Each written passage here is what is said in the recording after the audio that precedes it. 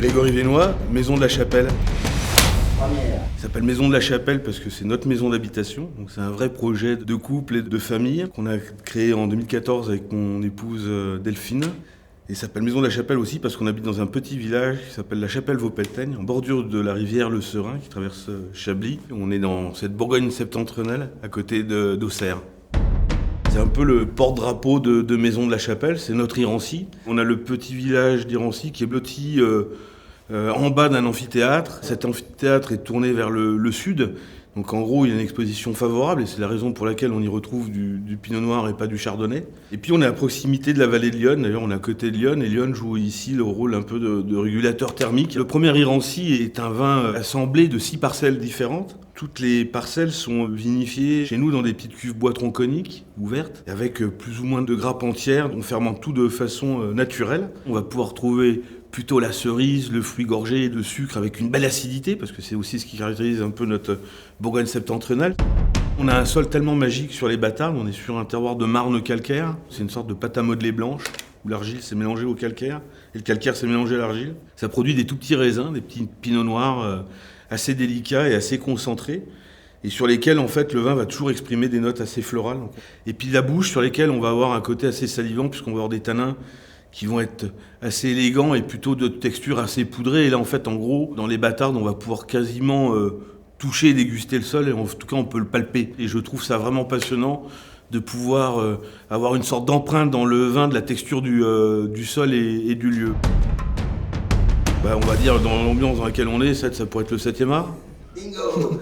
Le réchauffement climatique n'est pas linéaire, et heureusement. On a encore un effet millésime, avec des millésimes plus ou moins chauds, plus ou moins pluvieux.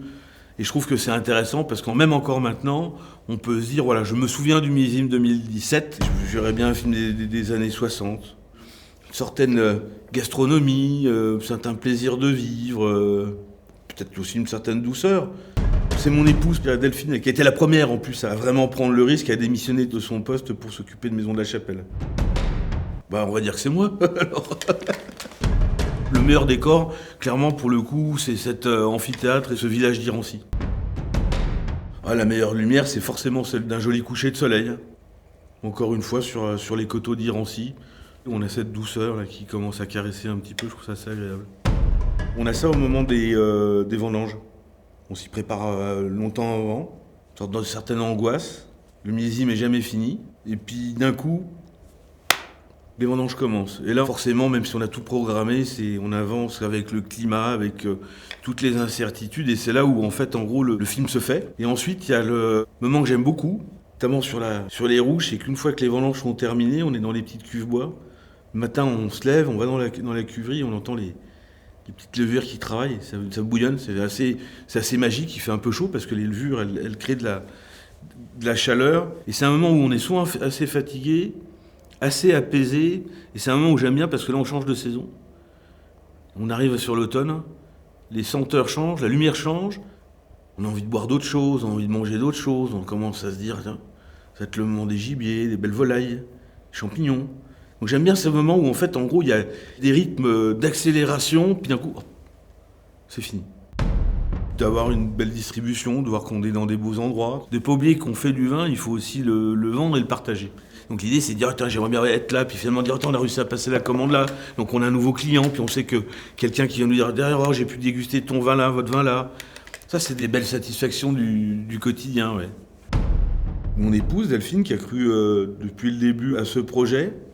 Je pense à Brice Garland, qui était à la base un vigneron, qui est devenu mon témoin de mariage. Je pense à Élodie, à Laurent, à Mimi. Ouais, je pense à différents vignerons qui ont cru au projet et qui soient finalement fiers derrière qu'on puisse représenter leur appellation, leur travail aussi de vigneron.